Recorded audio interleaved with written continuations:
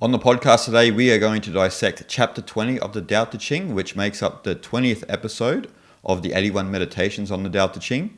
And as usual, Guyang will read Jia Feng and Jane English's translation, and I will read Derek Lin's translation. Give up learning and put an end to your troubles. Is there a difference between yes and no? Is there a difference between good and evil? Must I fear what others fear? What nonsense. Other people are content enjoying the sacrificial feast of the ox. In spring, some go to the park and climb the terrace, but I alone am drifting, not knowing where I am. Like a newborn babe before it learns to smile, I'm alone without a place to go. Others have more than they need, but I alone have nothing. I'm a fool. Oh yes, I'm confused. Others are clear and bright, but I alone am dim and weak. Others are sharp and clever, but I alone am dull and stupid. Oh, I drift like the waves of the sea, without direction like the restless wind. Everyone else is busy, but I alone am aimless and without desire. I'm different. I'm nourished by the Great Mother. Cease learning, no more worries. Respectful response and scornful response. How much is the difference? Goodness and evil, how much do they differ? What the people fear, I cannot be unafraid. So desolate, how limitless it is. The people are excited as if enjoying a great feast, as if climbing up to the terrace in spring. I alone am quiet and uninvolved, like an infant not yet smiling, so weary like having no place to return. The people all have surplus, why I alone seem lacking. I have the heart of a fool indeed, so ignorant. Ordinary people are bright, I alone am muddled. Ordinary people are scrutinizing, I alone am obtuse. Such tranquility, like the ocean, such high wind, as if without limits. The people all have goals, and I alone am stubborn and lowly. I alone am different from them, and value the nourishing mother. So this chapter again builds on the last two chapters again, but this is Lao Tzu saying how he differs from the ordinary person. Yeah. We see all throughout this chapter, Yes. I alone, and referring to himself, and ordinary people referring to the way of the world. And so this chapter is very important for all of the spiritual seekers, especially those who are following the Tao, Yes. what some people might call Tao cultivators or people abiding in the Tao. No matter whether you are on the Taoist path or even, say, Vedanta or Buddhism, for example, why you start to feel different to the rest of the world. And this is Lao Tzu kind of reassuring you that you are on the path and you are and you are following the right way, Yes. as opposed to the way of society. Because you have two choices. You can follow the way of the world, Yes. or the way of the Tao. Yeah, this chapter is actually, instantly I felt, this is such a beautiful poem, really. And really clear observation by Lao Tzu of others and in society, and of himself as well here. And yeah, it's such a beautiful, like a self-narration on how he feels of himself in amongst others. And it is a very, I think it could be very significant chapter for all of us, as you mentioned, people who are walking on the path of authentic spirituality.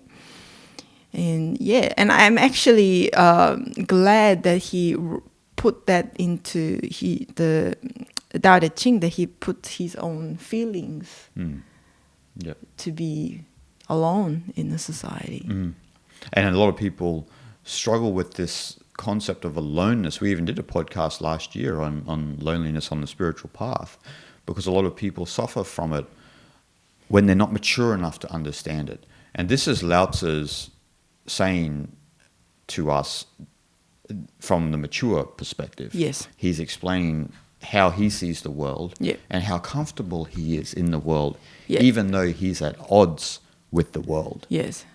So that's what's important in this chapter. He doesn't differ from following the way, Yeah. following the Tao. Because as he mentions, he's nourished by the Great Mother, which is the Tao, which we'll get to later. But he lived in a time when the moral flavors of his time was Confucianism. Yes. And so he was completely at odds because he disagreed with women binding their feet. He disagreed with a lot of book learning. He disagreed with following these virtues that Confucius made up, filial piety, Yes. what have you. And so he is completely at odds with that. So as you see at the start of the chapter, you see him really kind of talk about learning and this and that. He's kind of talking not just about being overly read and overly intellectual. Yes. He's also talking about the cultural programming of the time you find yourself in. How influenced are you by the cultural programming of that time?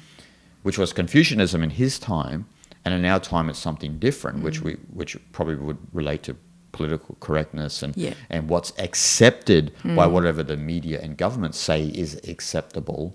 But Lao Tzu is saying, if you follow that, you're actually the real fool, because it's only the way. Yes. The moral flavors of the time will change. Confucianism disappeared in the Warring States period, kind of disappeared. I mean, it lost its grip on the society. Yeah, again, here Lao Tzu being big a critique of that way of thinking, isn't it? Yes and no, good and evil. Yeah, must I fear what others fear? What nonsense. I mean, that's exactly right. What nonsense. That's what it literally says. Yeah. And yes and no, good and evil type of a complete dualistic way of thinking is, again, that black and white way of thinking. And a lot with how fundamentalists would think how things can be said yes and no, or good and evil are fundamentally good or fundamentally bad. But there's no such thing as being fundamentally good or bad in nature. No. Nature only seeks balance. Everything has its own role. There is nothing to really always accept or always not accept. Just things are just a way of nature, just following way of nature. And Lao Tzu obviously sits in a place where this kind of concept is completely transcended. He is beyond this way of thinking. So where he sits, things can be said yes and no. Things can be dissected, the good and evil. Of course, it's nonsensical. Doesn't make any sense, right? This only makes sense in very ordinary and mundane world, right? That's to be known as what's common, right? Yep. In this world, you can say what's good or bad, but where Lao Tzu is at, and in his perspective, this is just stupid. Yeah. Alan Watts called this in the book, if you remember, the game of black and white. Yeah. So Lao Tzu's he's one of the first proponents of exposing the game of black and white, right and wrong, good and evil. Yeah. Who's to say? And often when you talk about good and evil, it really depends on what side of the fence you sit on. And you've got to be very careful, because depending on the side of the fence, you can be influenced by propaganda, you can be influenced by all sorts of things. Yes. And so what a Taoist learns is to see different perspectives, but you don't have to take on those different perspectives as your own beliefs, but you can learn to, because your consciousness is open, so you can see different perspectives. You understand that the game of black and white is actually a fake game. It's not a real game. Yes. And we still live in the game of black and white because people are not mature enough psychologically or haven't turned their attention back in on themselves to see that things such as morality and this and that are geared according to the cultural programming of the particular location that you live. But that particular morality can be null and void in a different part of the world. So whose morality is right and wrong? And a lot of people get really angry, because we had a podcast on the immorality of morality before, the Taoist view of the amoral perspective. Some people really misunderstood it. So you're against morality. It's like, not against morality, but you have to understand that the game of black and white, and like you said, a fundamentalist perspective of, say, morality is not true at all. No. It is not true. There are innate things within us that we don't need a set of rules for. Like intuitively, as Mencius points out, we all feel that killing another person doesn't feel right. Yes. So you don't have to learn that, though there are people who aren't psychologically together who commit those crimes. But in general, most people don't. People who have a healthy mind don't think like that. Yes. And the problem with the game of black and white is twofold, because you have it where you have this fakeness of like, this is right, this is wrong, good and bad. So you either sit on one side of the fence or the other. And what happens is the ordinary person molds their character and their self-image according to the game of black and white. Yes. That's the problem, see? And that's what we find in this day and age. And when people say to you and I, like, why do you always critique political correctness and say how silly it is? Because political correctness is shaping ordinary people's character and self-image according to whatever the companies and the governments and the religious beliefs think is good for you. But have you ever just explored nature itself? Have you ever explored your own nature? Because in this chapter, Lao Tzu is saying that he is not worried about reputation or self-image. Yes. He is, because he follows the way of nature, he has no concern about it. So he doesn't care about negative or positive opinions from anyone. He's only concerned about his own internal path, his own internal validation of following Tao. That's all that concerns him. And that doesn't depend on anyone else or any system of belief on the outside. And so we have to really explore our own cultivated self-image and see how actually fake that is and ingenuine that is. Yeah.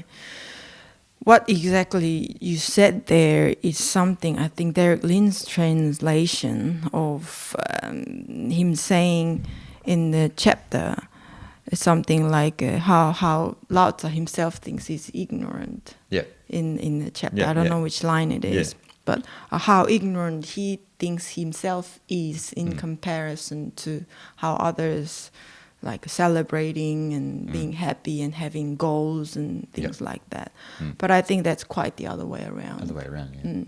In that sense, like you said, people who easily get swept up by modern culture seem to act, they are so much in care of other people and whatnot. But it's quite the other way around. Ignorant meaning they're not really looking into their own problems, their own inner world, what's really happening. And they just identifying themselves with what media and the culture would tell them what's right and what's wrong, right? Yeah. So that here, the people in general are actually the ignorant people. Yeah. That's the message. Well, it's almost sarcasm too. Yeah, well, in this line where Lao Tzu says, I have the heart of a fool indeed, so ignorant. But he's almost being sarcastic in a sense towards the culture. Right. Because he's not ignorant of the Tao. Everyone has forgotten the Tao. He's ignorant of what's accepted in the society. You know, he's not, he says he's not bright like other people, like, you know, in this way. But the fact of the matter is he's not nurtured by the society, and he's rejected the principles of the game of black and white. I had a friend the other day say to me, we were talking about some topic, and he said something about something that was in the 90s, for example, and he said, oh, you wouldn't be able to say that this day and age, would you? And I said, why? And he kind of was taken back. He was like, what do you mean? Like, you just wouldn't be able to say it. And I'm saying, but why? Why wouldn't you be allowed to say it? Oh, well, you would be like cancelled by the mob and this and that. And it's like, but you can still say what you want. Yes. Why does it matter what the society or the corporations or the businesses actually think of you? It's in your acquiescence to that political correct attitude that is what's taking the genuineness out of society and the authenticness out of the individual, because you're following that mode of thinking. Some people have to draw a line in the sand, and this is where the spiritual people come into it, where we draw a line in the sand and say, no, we don't follow the way of society and culture. We follow the way. We follow the path.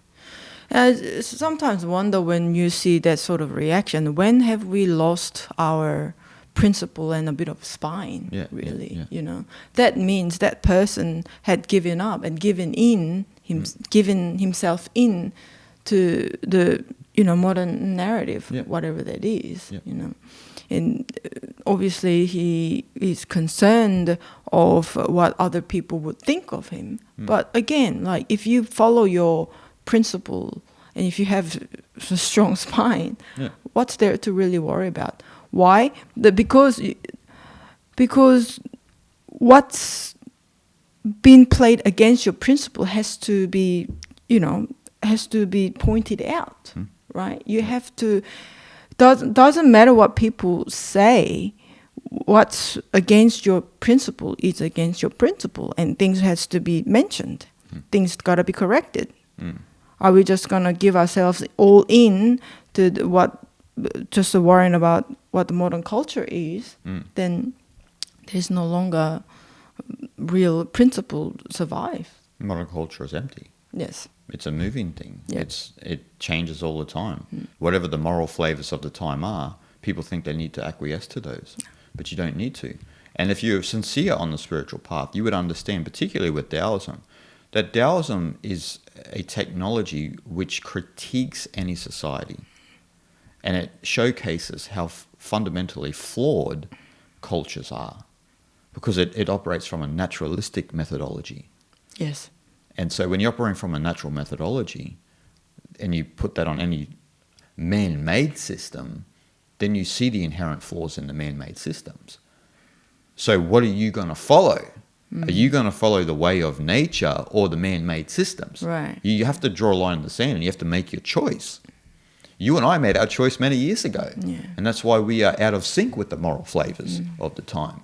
And we are perfectly calm, perfectly shanti, perfectly happy, because we have a clean conscience, because we don't follow those moral flavors.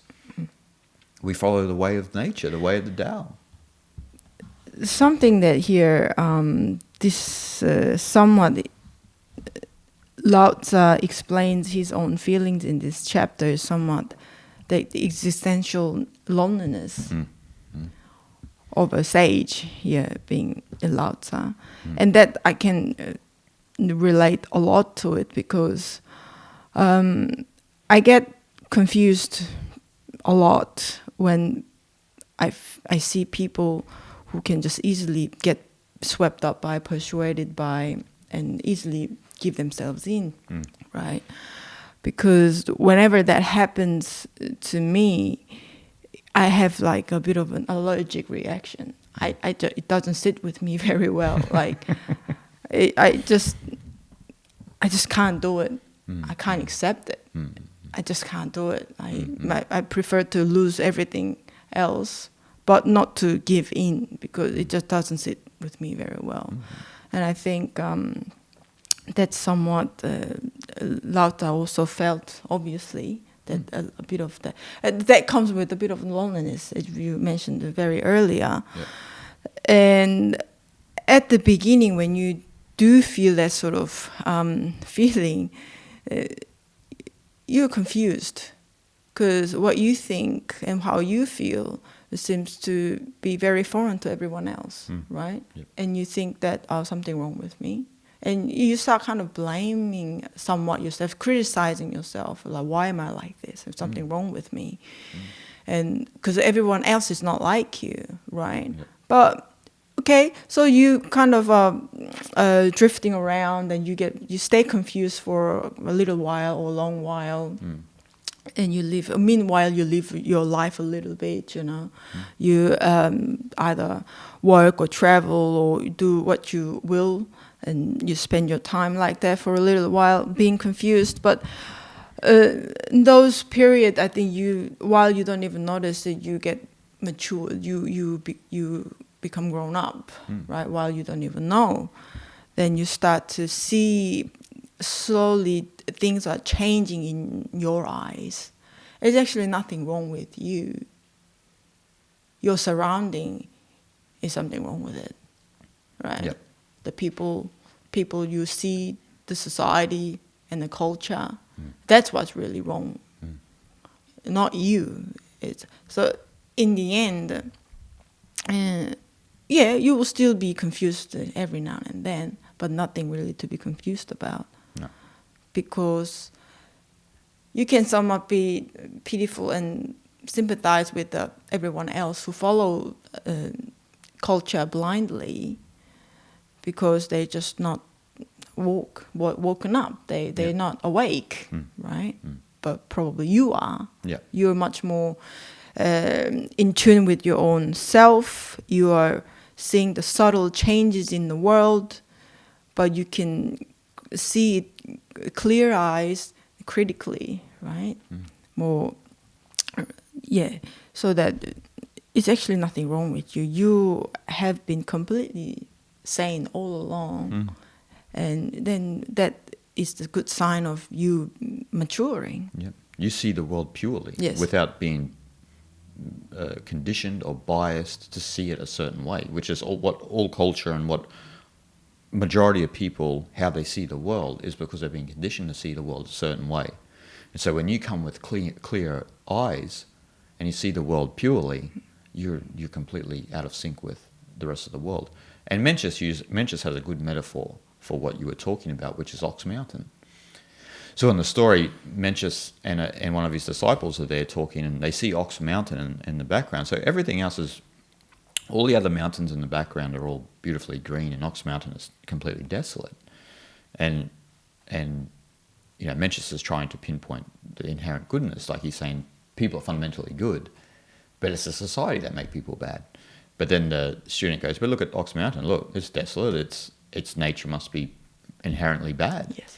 And he said, even though it's got no shrubbery on it, it's got no vegetation, its location, it's right beside a big city. And so it's the environment that pollutes Ox Mountain.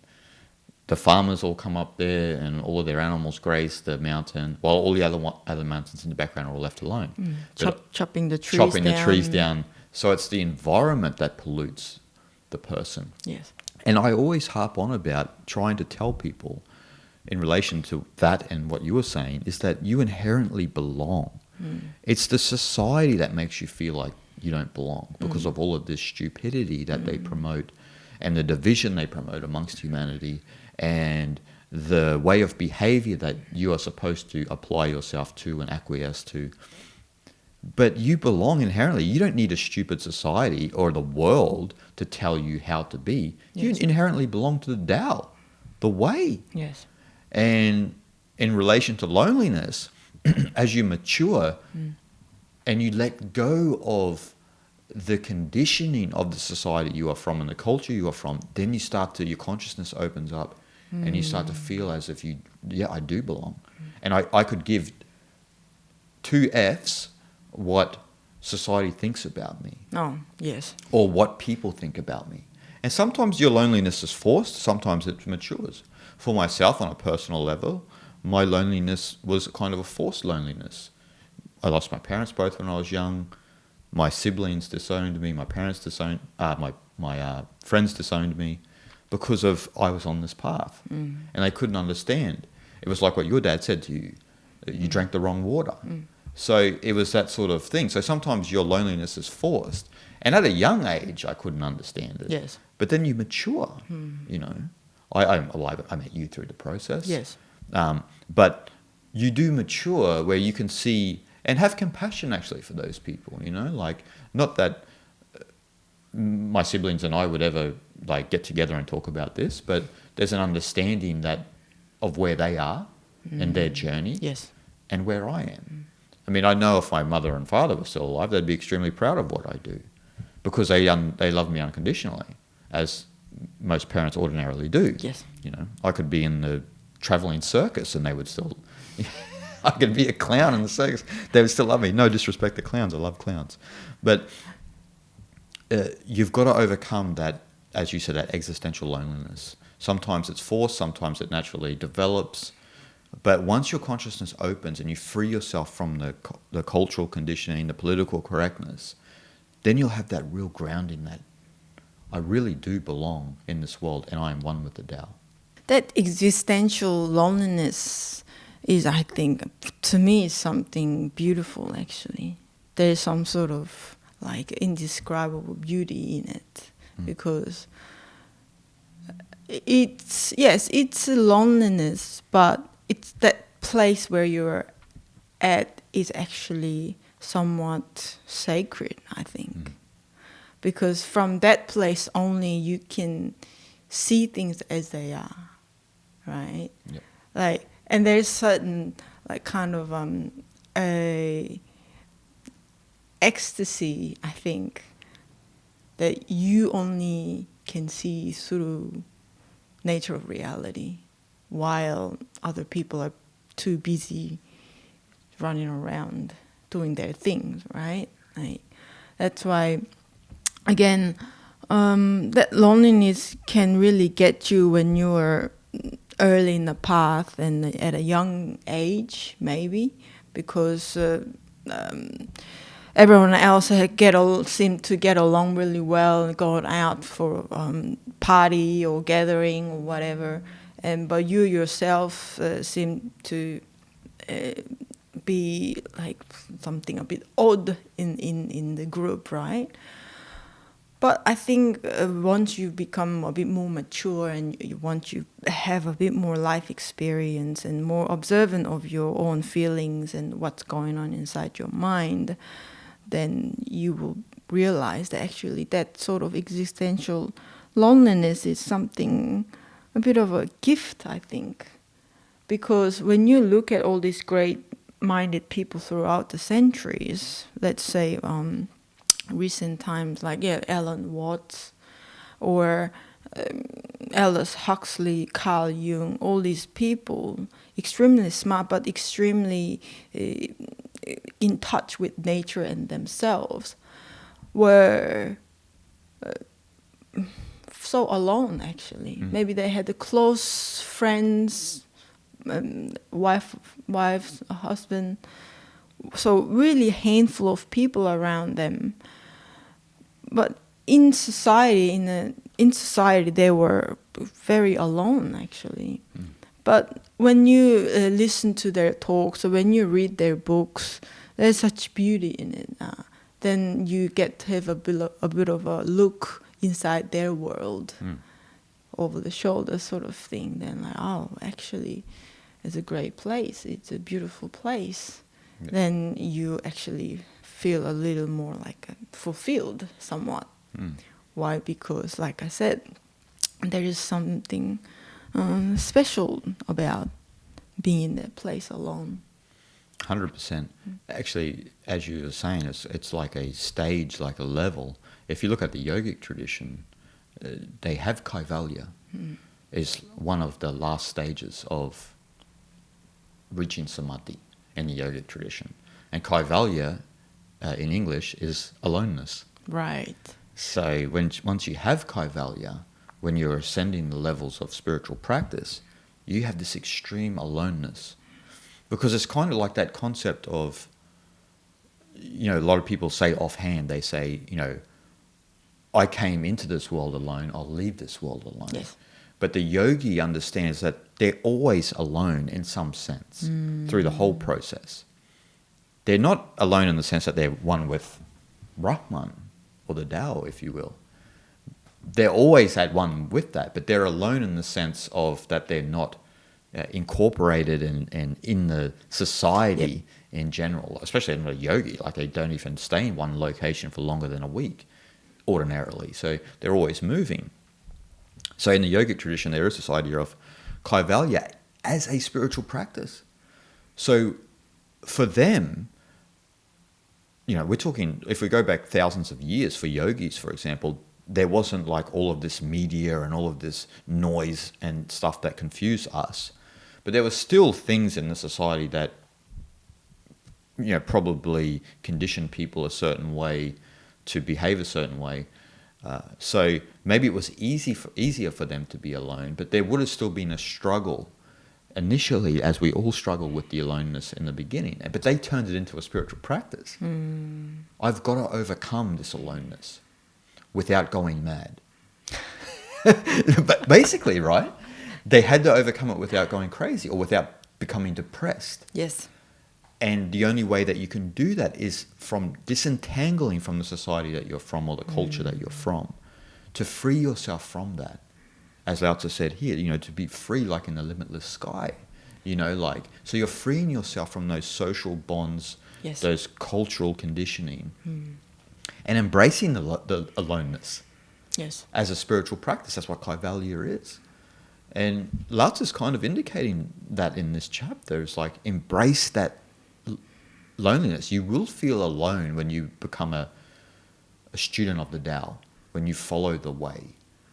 But that should be embraced. That's an indicator of your progress on the path. Right. Yeah. If you're at the party, as you mentioned, and you're getting legless drunk and you're jibber-jabbing about gossip and so forth and so on, you're letting the world drag you back in. Yes. And look, there is no good or bad.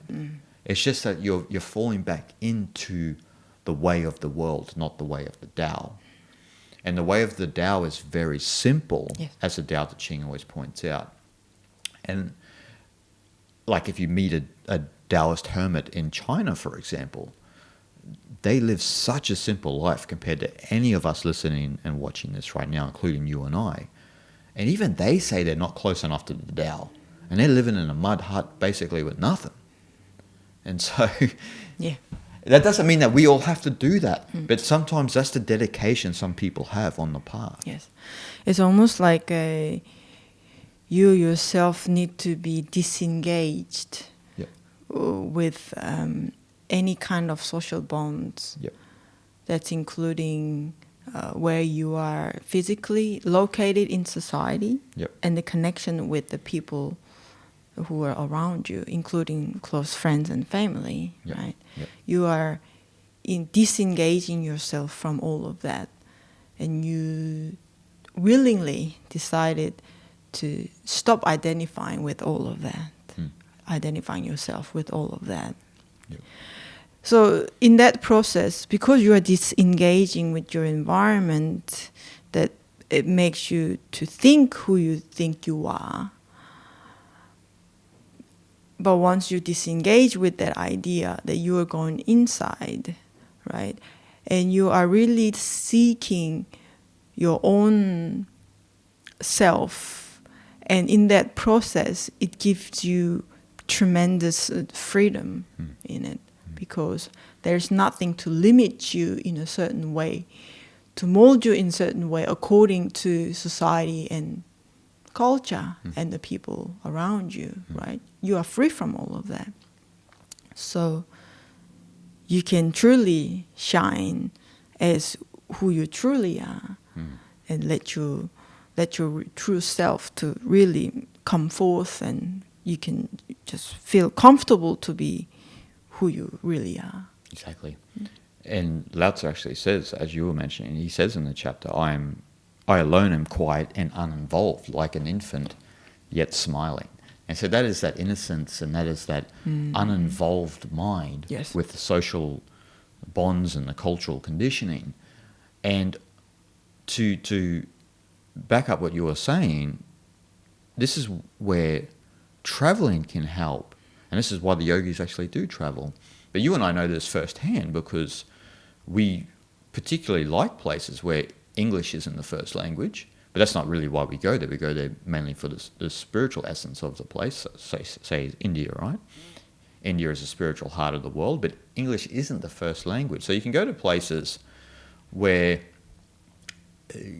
we go to Tamil Nadu a lot, right? So in Tamil Nadu, some places in Tamil Nadu, English isn't widely spoken. But the amazing thing with human beings, and people don't like to highlight this, is that we have such an innate connection with each other. A lot of people make a song and dance about differences in religion, races, and gender, and all of this BS, as if they're real things, and they're not real things. And India is a good example of that, where you can go there And if you just learn something as subtle as the Indian head wobble, then you're all good. Yeah. Because you can have a really heartfelt connection with someone without the use of language. And you can learn a lot from those interactions. And that, in a sense, you could say is kind of like aloneness as well, because you're outside of your familiar environment. Yes. No one speaks the same language as you. No one looks the same as you. Not that any of that matters. It doesn't matter to me. And so I feel completely comfortable in those sorts of environments.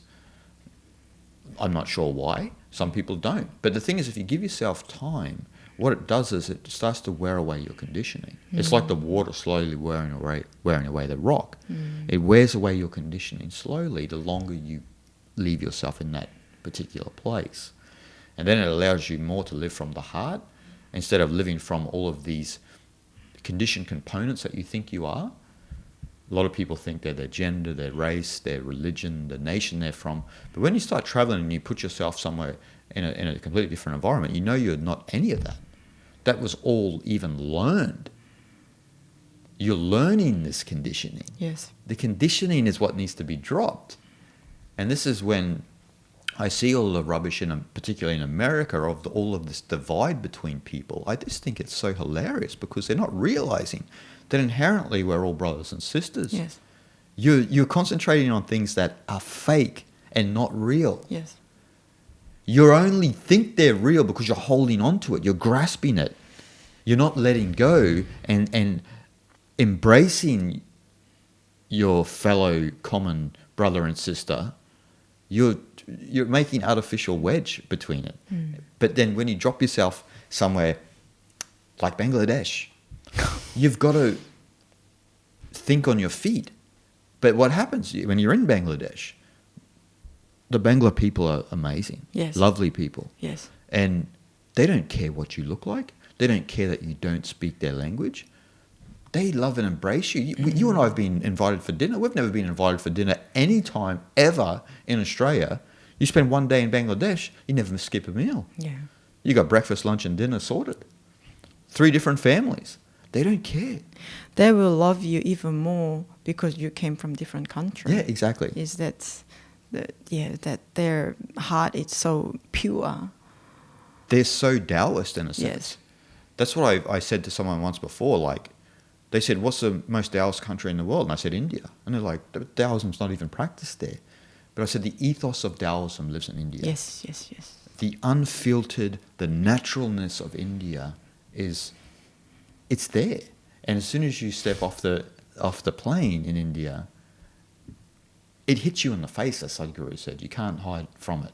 The spirituality of the place hits you in the face, and the innocence of the people. It's an amazing thing, isn't it? And there's just a lot of countries are running away from that. I think that's why a lot of people call India like Mother India, isn't it? Like, again, I guess there are many different reasons why people call it like that, but because India, even Indian history tells itself, right? It just nurtures everyone, nourishes everything, accepts everyone, right? That's why I think when you mention about how you feel completely comfortable being in that complete foreign environment, being from that loneliness place.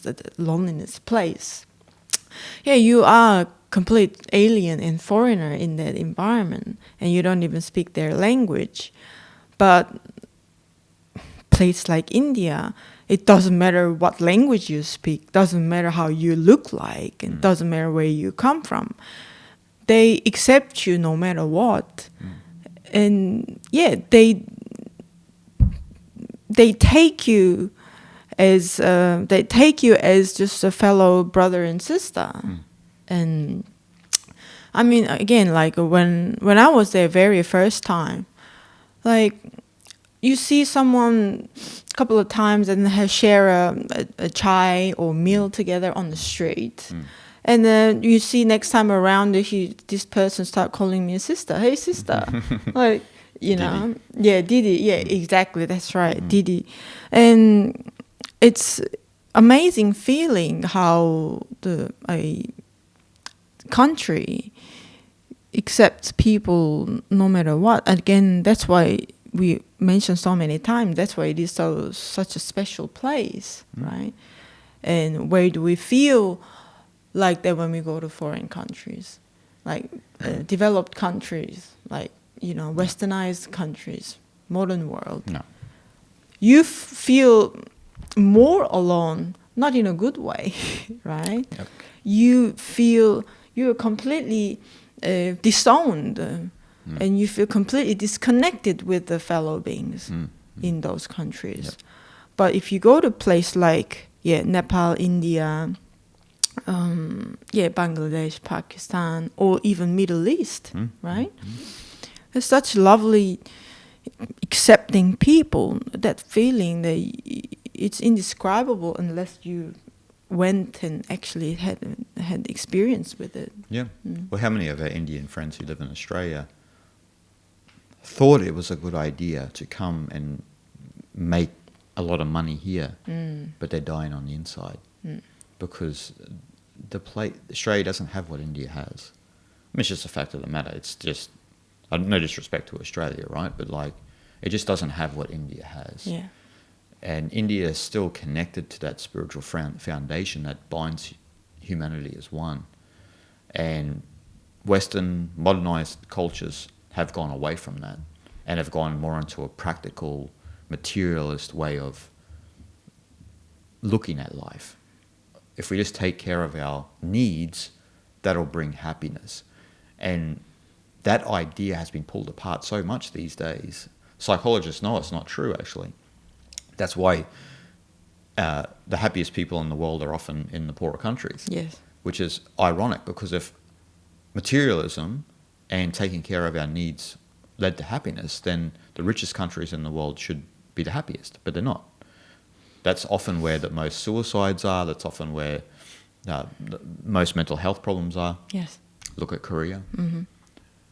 And so this is what happens when you go far, far, far away from the Tao, when you forget the Tao, as Lao Tzu said, and you fall for these cultural traits and conditioning that they themselves are trying to assure you this is the path to happiness, the path to contentment.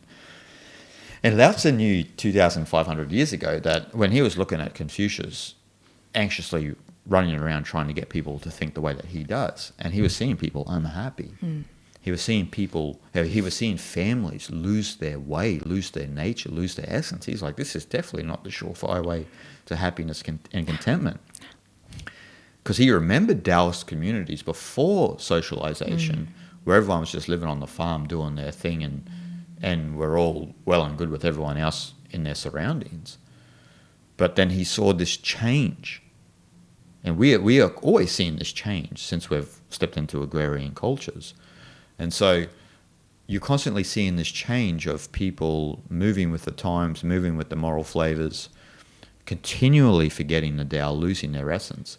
And even the very mention of the Tao or Brahman, if you're outside of India, for example, or those sorts of countries, it's completely foreign. Yes. And it's very important that everyone listening and watching our podcast stay firm on the path, are sincere on this path, because it's only with you that the world can go in a healthy and sane direction. Yeah. And in that process, what we all need to remember is that, just like very last line says, I am nourished by the Great Mother. Yep. You will always be taken care by the Great Tao. So you think you're alone, but you're never alone. You can never be alone, actually, because the Tao, the Brahman, whatever you call it, is always with you, is within you, is inside you. You are it. You are just an aspect of it. You are, and we're all it. Yes. But we identify with this equipment, and we think we're differentiated. We think we're different from everything else. Hey, look, I'm Jason. Look, blah, blah, blah, what a character. And it's like, no, that's the same as Guyang there, and same as everyone listening and watching. It's the same thing. but you've identified with the equipment of the one consciousness. Things in nature, whatever it's changing and changeable things, aren't truth.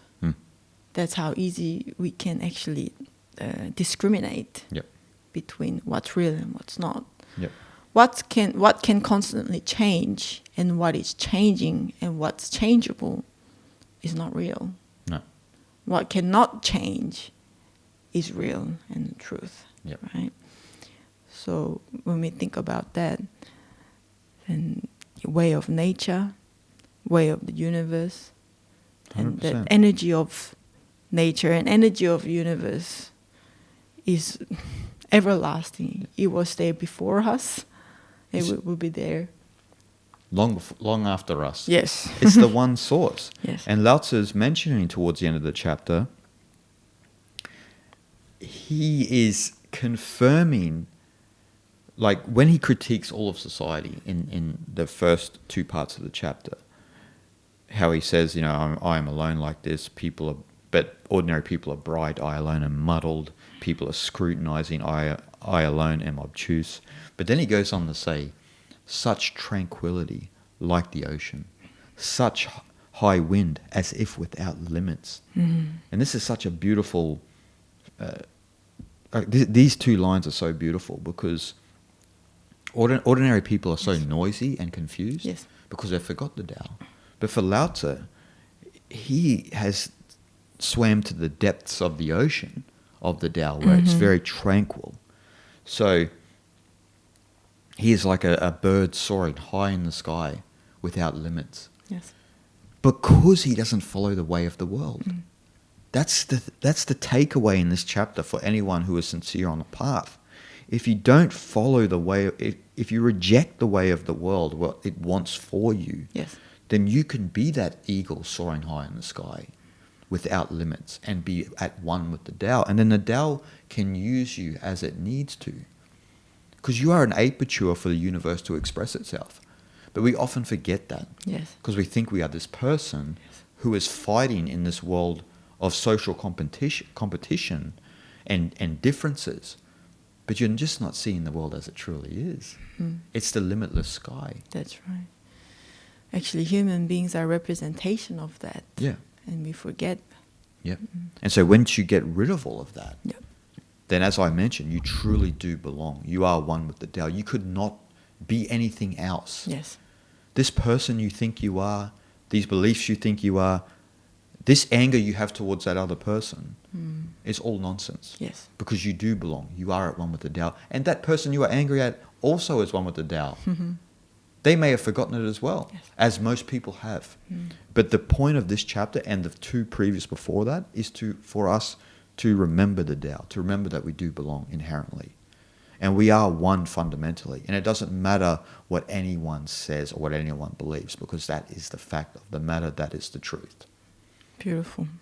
Okay, guys, thank you for watching, and we'll see you guys next time.